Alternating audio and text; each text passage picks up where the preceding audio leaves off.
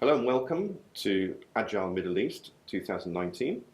We're here joined by the wonderful Steve Snowdon from the Mashreq Bank. He represents the lean and agile teams, and he's the head of these teams and very, very much key to their transformation. Good morning, Steve. Morning, Ed. How are you? Very well, thank you. Good. We've got a couple of questions. Sure. The first one we're going to throw at you is the one about mindset and practices. Mm-hmm. So how do you differentiate between agile mindset and agile practices? And what have you done in the Mashreq Bank on this? Well, I think that the difference for me is that you can demonstrate the practices or do the practices, but actually not have the mindset. So think that you are kind of doing a tick box exercise. Mm-hmm.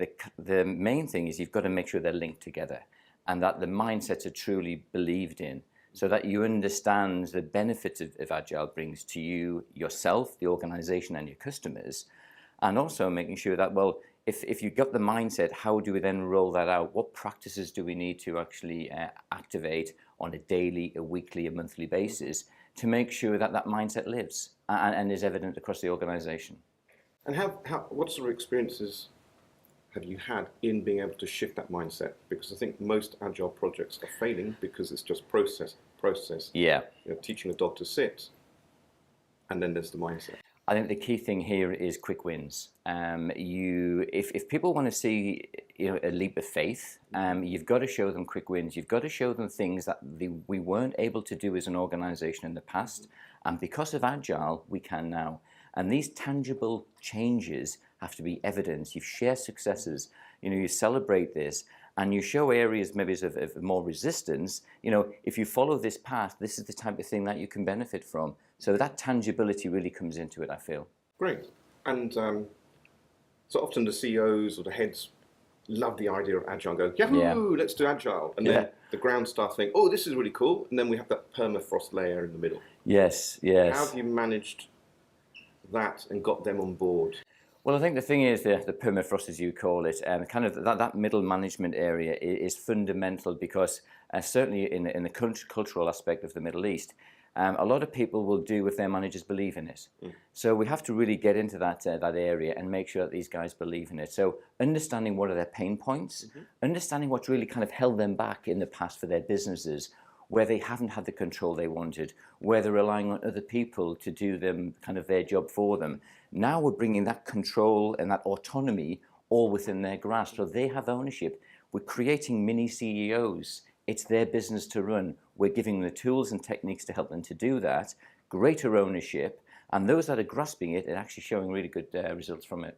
And how have you been able to do that? I mean, that's the hardest thing, isn't it? Especially in this culture, is the boss says anything, we do it. So in a way, it's fake Agile, like we've spoken in the past. Yes. But you've been able to push down practice from the top, which isn't really Agile, but it's required because we want to get people moving. Yeah. And then you have to let go. So that's right. It's a balance because you can push so much down from the top, but only if then people start seeing the benefits will you actually pull it down further into the organization. So it's really back to that quick wins, and it's back to making sure that it's fit for purpose. So we'll speak later today about you've got to make it relevant for your organization. Yeah. You can't have a plug and play model for this. You've got to make it sure that your organization will benefit, and if you need to do tweaks along the way, then do it. Yeah, in fact, we're both fans of agnostic Agile. Absolutely.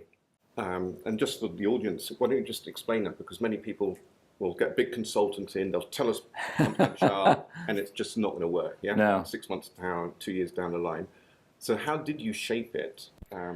Well, whilst maintaining the mindset. Exactly. And the key rituals.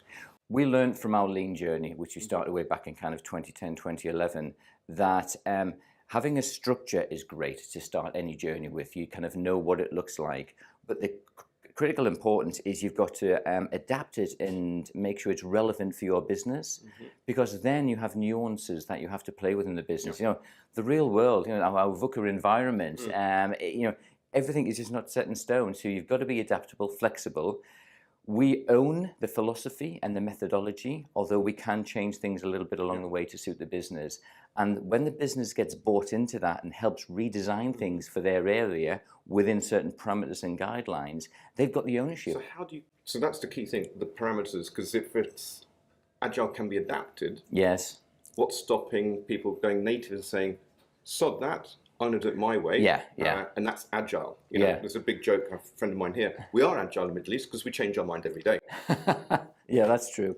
The key thing here is kind of the role that we play as the Lean Agile team. I have independent Agile coaches attached to tribes and squads, and they really reinforce that mechanism of the parameters and the guidelines that we have to stay within. So they're outside. So they're outside of the organization, but they're attached to an independent role. I think that's critically important to make sure that challenge is there without the fear of kind of repercussions. And I remember you saying a few months ago how sometimes they get sucked too much into the business. Yeah. How do you keep that momentum going? Because it's very easy to want to help and then get sucked in. It is. It's kind of like teaching your kid to ride a bike. If you've got the stabilizers on to begin with, and as a good parent, you kind of resist and kind of take them off, or they're going to fall over.